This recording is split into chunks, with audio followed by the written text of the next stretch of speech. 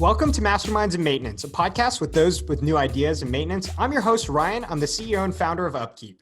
Each week, I'll be meeting with a guest who's had an idea for how to shape things up in the maintenance and reliability industry. Sometimes their idea failed, sometimes it made their business more successful, and other times their idea revolutionized an entire industry. Today, I'm super excited. We've got George Parada here on the show with me and with us. George, you began working at a food manufacturing company straight out of college. Since then, you've accumulated tens of years of experience as a professional manager in the food and beverage production, strong focus in maintenance and reliability. As he moved into leadership positions, he's dedicated a huge portion of his job teaching others and producing high-performing teams. George believes in producing and building high-performing teams to get high-performing results. And now, George, I know this, but you currently work at Facebook as the Global Facility Operations Lead. Welcome, George. Thanks, Ryan. Super excited to be here and talk to you for a minute. Of course. Yeah. I mean, we've known each other for the past 2-3 years. It's been so exciting watching you on your journey. I know a bunch about your background, but our audience and listeners may not. So maybe we could start things off and you could share a little bit about yourself, your background, and how you got to become the global operations lead at Facebook. Absolutely. So my background is mechanical engineering. Went to school. I really wanted to figure out how things worked. I'm like, hey, you know what better way to do it than being a mechanical engineer and know all the nooks and crannies of different types of things. And so I envisioned myself sitting behind a desk, working on AutoCAD and just doing a whole bunch of designs for some company in the future. Little did I know that I was going to graduate with that degree and go straight into a food and beverage company, a pretty large one actually. And I basically went to and started on second shift. I was like, man, what did I get myself into? I was running a small operation on the back shift. It was like a 4 p.m. to 4 a.m. And it was like, man, this is tough. And then obviously, 3 months into it, they're like, hey, George, we have another opportunity for you. So I got to go into operations and then run a department on a processing line and did a couple of those production roles where I quickly found out that, man, like our maintenance team has a lot of opportunity to make sure that my equipment is always running.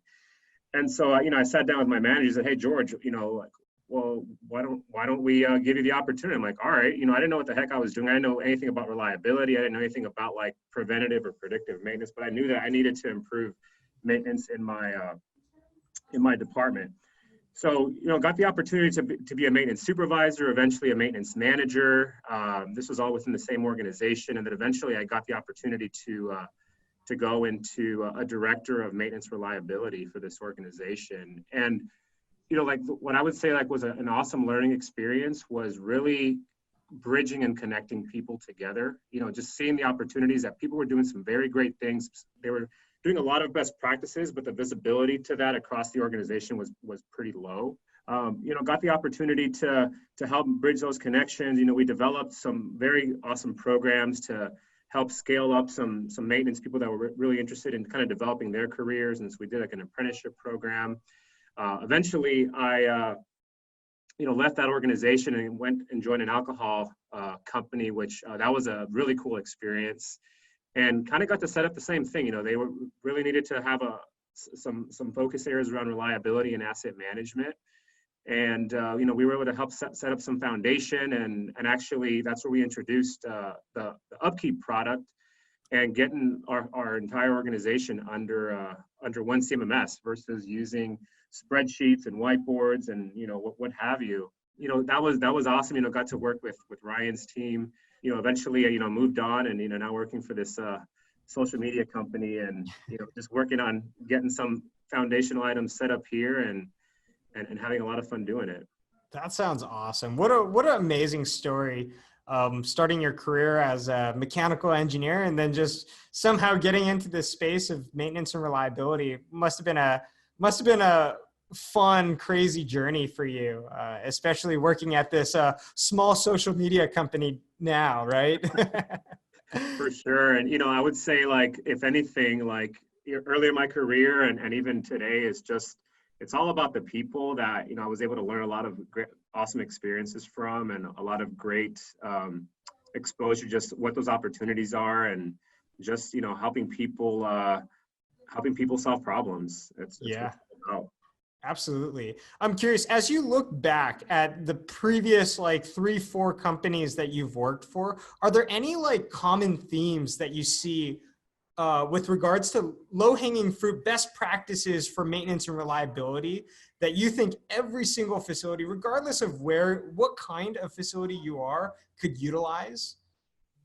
Yeah, I would say, it all starts with a foundation of understanding what you have. When I say that, I'm talking about like validating your assets and really understanding, like to what level are we going to identify whether this is an asset or not. Making sure that that's all properly set up in your CMMS. And then from there, okay, now that I understand like what my inventory of assets are, like what are the most critical, because Mhm. I want to make sure that when I eventually start to look at preventative maintenance, spare parts, I need to focus on the ones that are going to impact my operation, not only from like a production standpoint, but, which ones are going to have the biggest safety impacts, quality impacts, if that applies to you, environmental, customer impacts. Because from there, we can really understand like, what's that overall like criticality ranking, and then start to like think about like preventative maintenance and not just do maintenance for the sake of doing maintenance. There's going to be times where it's okay to run things to failure, and there's going to be some times when it's not okay. So Yeah. that's one of the things I always start with is when I join any organization is I'm looking at what that overall validation of the assets are, and then what are the most critical ones. Right. So it sounds like just very foundational. Like, what do you define as an asset, and making sure that you have a prioritized list of criticality? How do you determine what's an asset, what's not an asset, what you should manage, what you're okay with going unmanaged? Is it a dollar threshold? Is it a criticality to the business? Is it risk?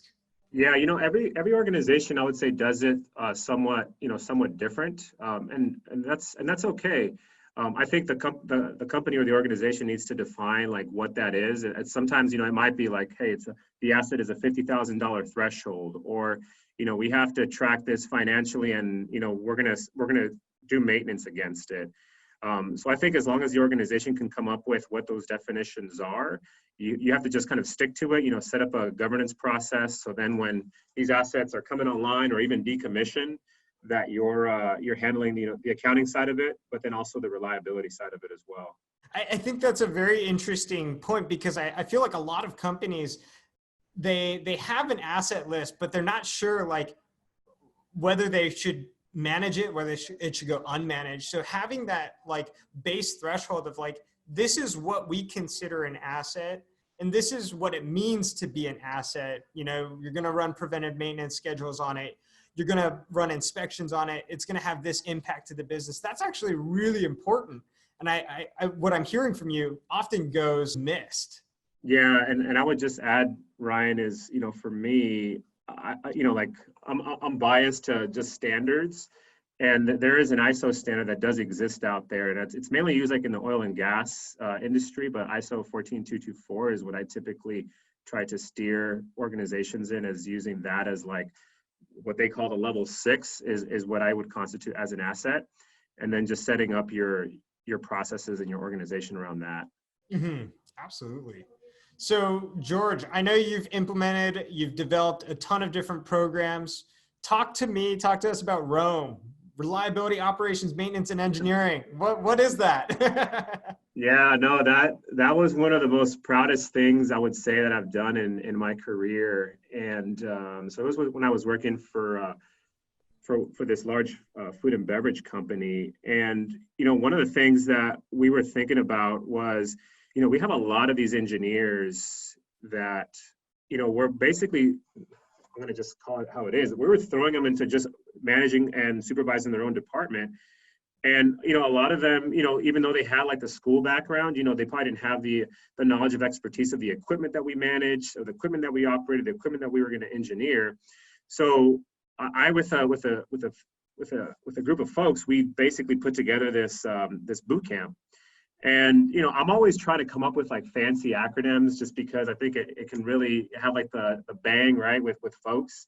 And so I'm like, okay, so I want to make sure that I cover aspects from reliability, maintenance, engineering, and operations. And I'm like, Omri, radio. I'm like, oh, what about Rome? And it was a hit, Ryan, because we were like hashtagging it like when we were out there. And, it was a very like much like intense, like 5 days. Like, we were doing it at this facility where we basically had like life-size equipment. We had conveyors, we had pumps, we had packaging equipment. And we basically walked them through, hey, these are the challenges that you're going to face from a reliability standpoint. These are the challenges that you're going to have from an operations. These are the things that you need to consider from a design standpoint. Like, these are the best practices within that organization that we needed to set up. And we give like a pretty fat book that they would utilize throughout the boot camp.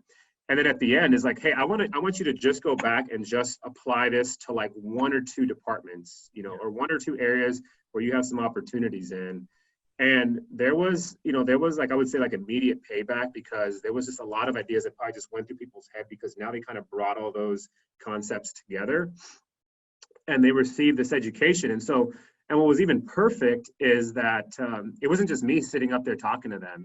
Like, I identified, hey, these are like subject matter experts that were doing like vibration analysis, that are like electrical guys, all the different skills that we utilize within the team.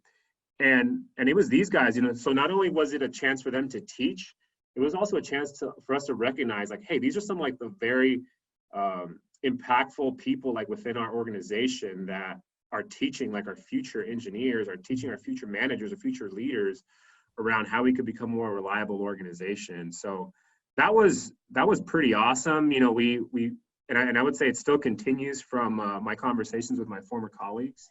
So was pretty proud of that.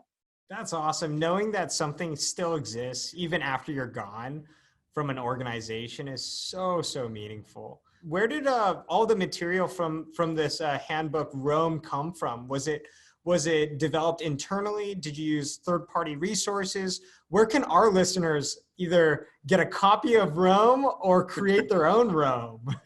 Yeah, it was really developed very much internally. I mean, there was some things that we did partner with some of our vendors that we use. Like, for example, we used a lot of like Rexnord gearboxes. And so like, they helped us put some of the content together. But a lot of the other stuff was just, the best practices that we identify as an organization. So I would say that probably is still proprietary. Even I don't have a copy to that anymore. But, like, I would say like, it probably took a long time before we even kicked off the first one, because of so much prep work that went into developing the materials. And, we had several meetings with each one of the people within the team. And some of it was also very specific to like our production that we made, like, the operations side of it. So some of it, like it would really have to be tailored to the business. So whether you're operating a hamburger plant, or you're operating, like a prison or whatever it is, you would probably need to like really tailor it to whatever is going to best fit. And, just at the same time, using some foundational principles around reliability and operations, maintenance, and engineering. So absolutely. So a common thing that we hear very often is finding the time. We all know the importance of documentation, training for the team, but something we hear very, very often is finding the time in the day to do this is always so difficult. George, how did you find the time in the day to build something like this that we all know is so incredibly important?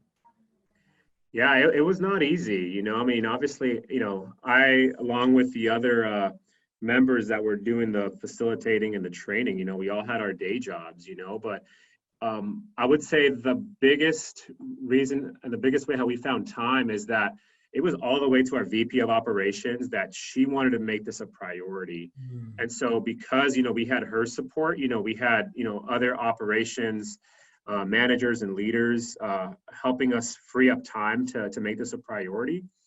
And, we even set a goal and said that we wanted at least, an X% of amount of our new supervisors, and even some of the ones that have been around for a little while, to go through this. Yeah. So really getting like that stakeholder support is always critical, like in any initiative, especially around reliability and asset management, to make sure that people are being freed up to focus on it. Yeah. And was there like a critical moment where your VP said like, hey, we have to make this a priority? How did you get that executive level buy-in?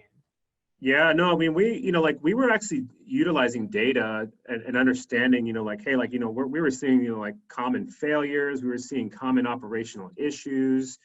We were also having a lot of people that had been around, for a while that were retiring, and actually, I did a talk at a conference a couple of years back that was from a study from Deloitte, and actually that's where I actually presented this whole concept around Rome too. But the study talked about, by the time that we hit the year 2025, there's going to be, I forgot how much it was. I think it was maybe like around like 2 million jobs that were going to go unfilled in manufacturing. And a lot of that was not only because of the baby boomer deal, but then also, organizations were not setting themselves up for success to train and skill their engineers, their new people coming into the organization. So it was another lens just to look at and say, look, we really need to make sure that we're finding other ways to skill our people up, make sure that they're ready. So when we do hand them the keys to that department, that they can effectively manage it and that they have the tools necessary to manage it. George, I was also listening on another podcast of yours that you came up with this idea around reliability governance teams. Oh, yeah. Where did you're like, oh yeah, I remember that one. Where did that come from? How did governance change the perception of the reliability team? Yeah, so I'm a very visual person, and I really like these Parthenons that you see out there. And so I promise the governance has nothing to do with politics or anything like that. But it's really like that overarching. So if we were to say, hey, these are like our 5 pillars, call it whatever you want: reliability engineering, autonomous maintenance, work management, whatever. But you need to have some type of overarching process, and I would say even change management around how those things are being managed. And anytime that you're going to make any committee, whether you want to call it a steering governance team or whatever, that is reviewing and then basically pushing that out to the masses, because in most times these processes are being implemented to many different sites within an organization.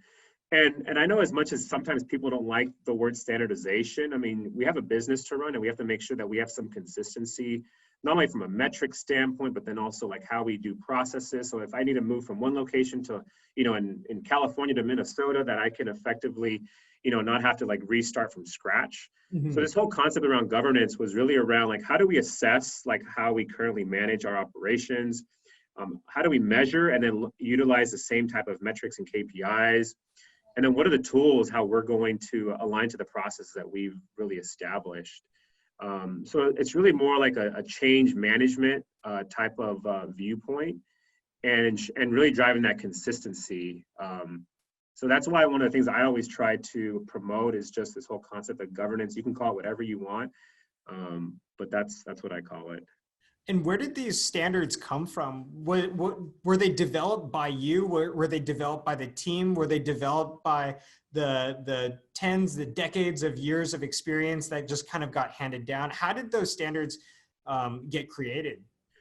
A lot of times it might be programs and processes that already exist, within the organization. It's just kind of bringing it under like that umbrella and just saying like, hey, this is now like the upkeep governance standard, or this is the way how we are going to manage things, at this organization. And if somebody has an idea, we should have a feedback process, how we can take that feedback and review within that team. And then if we need to have like a training event to communicate what those updates are, then we're going to do that. But I would say a lot of times, it's really kind of bringing some of the existing work together, because I mean, trust me, like whether you're a brand new company like the one that I'm a part of, or a company that's been around like the one I was a part of that was 150 plus years old, there's been a lot of great work that's gotten us to where we're at. It's just really bringing those things together and then just doing some continuous improvement on it, really. I mean, I love this so much, George, because what I'm hearing from you is that you don't have to reinvent the wheel. It doesn't take a rocket scientist to figure all this out. A lot of the heavy lifting has already been done, it sounds like. And the part that many people skip is the documentation and knowledge transfer portion of it, which is arguably the most important piece versus just figuring it out for the first time, right? Exactly.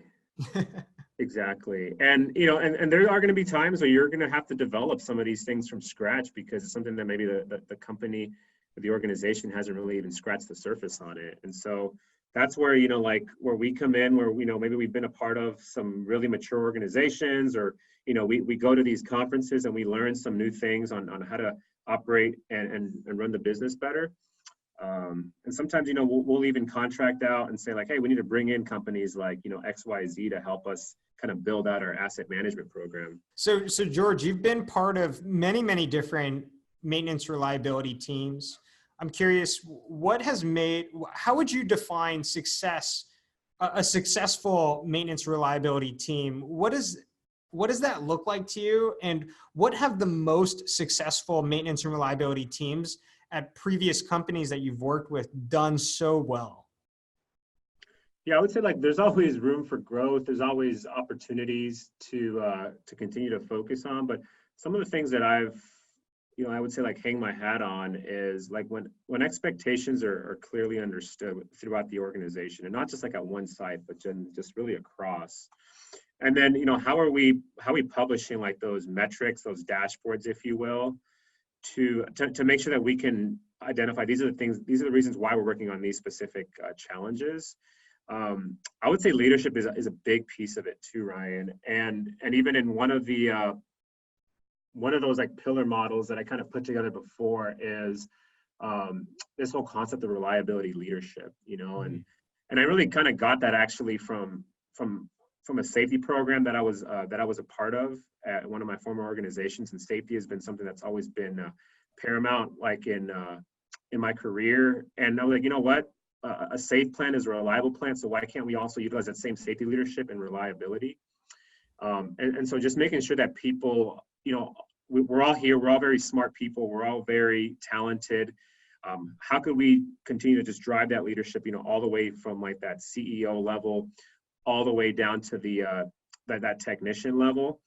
And Terry O'Hanlon, if I can quote him, always talks about like reliability, is for everyone with nobody left behind. And I completely and sincerely believe in that.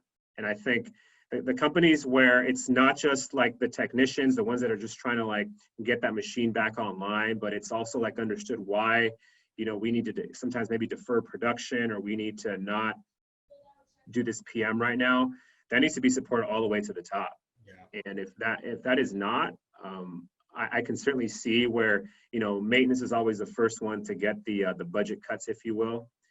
And sometimes that's the worst decision to make, Mm-hmm. And one of the things that I always talk about too is that there is no other department, there's no other element within an organization that impacts as much as reliability. If you think about like safety, quality, cost, all that stuff, reliability is the one that touches all of those. And the moment that you take away from it, you're taking away from all those other aspects. So organizations that really focus on reliability are the ones that are most successful in my viewpoint. One thing you wish more people knew about with regards to maintenance and reliability. What's one common thing that you think people often overlook with regards to maintenance and reliability? Yeah, I would say, there's this aspect of like reliability engineering that, sometimes, like the predictive maintenance, like, hey, that stuff sounds like super sexy. And if we add all these sensors, it's going to make our lives a lot better. But we have to first understand, like, where do we have the opportunity to like do like preventative maintenance optimization? Like where do we start to like look at like, how do we eliminate the defects? How do we start to like look at more like reliability centered design, and looking at like, what are like the failure modes telling us from like our work order history? The more that we can start to spend time on the data of what we currently do, then that's when we should make the decisions on how we start to incorporate, like the cool stuff that you see like with Industry 4.0, like, IoT and all of these sensors. And I'm not trying to downplay that one bit, but I think there's an opportunity to really make sure that you understand, like, where are you at in your reliability engineering program? And if you don't have one, how do you even dedicate one person's time to just start focusing on that, and really eliminating like what I call like those bad actors, and not the ones that we saw on the Oscar show yesterday, but more of the the equipment that's really kicking our butt, the one that's eating our lunch. So I think that's a big opportunity. And then the only other thing that I would say, Ryan, is what I mentioned earlier, just around like understanding like your foundational assets, and ensuring that you understand which ones are the most critical, so then we can focus on all those other sexy things. Completely agree. I think people get tied to these shiny objects saying like, hey, these are the cool new things that are coming out. But when we look at ourselves and the maturity of the company and the maturity of our processes, we realize like we got to crawl before we walk. We got to crawl before we walk. We got to walk before we run. Yeah, and I would say like, it's really it's a marathon. It's not a sprint. So, some of these things, they take time to really establish and put in place. And so, when you start putting this in front of like your CEOs and like your leaders, you might not see that payback like within 6 months. These things, like sometimes take time to set in place, but the fruits of the labor will certainly pay off. Favorite book to read and learn from, whether it's related to maintenance reliability or whether it's totally off? Yeah, I would say one of the ones that I've been really promoting recently, and I actually used it like in a reliability kickoff, was Making Common Sense Common Practice. Very good reference book around just all aspects of continuous improvement to reliability. But one of the ones that I really like is Good to Great. Just really talks about a lot of opportunities that you have like within your teams, and how you can apply like these principles around just making your organization and the teams that you work with more effective. I always preferred those books versus like romance novels and nonfiction, because I would say I learned a lot from it, and I've done one of those personality things, the strengths finder and all of that. And for me, I'm a big learner. And just like when I was a brand new supervisor and needed to learn about maintenance, I always, continue to just focusing on myself and learning more about, reliability in different industries, and, even learning a lot now that I was in food and beverage for like 15 years, and now I'm in a completely new industry, and still feel I have a lot to learn here as well. All right, there we go, George. Well, it's been awesome chatting with you. Can you share with all of our listeners the ways that they could connect with you and follow you along your journey? For sure. Yeah. I'm on LinkedIn, George Parada. Facebook, if you want to go down that route. I'm pretty active on social media, on Instagram. So yeah, no, definitely feel free to reach out if there's any follow-up questions. You want me to dig a little bit deeper into some of these things I said, be happy to chat some more. All right. Thank you so much, George.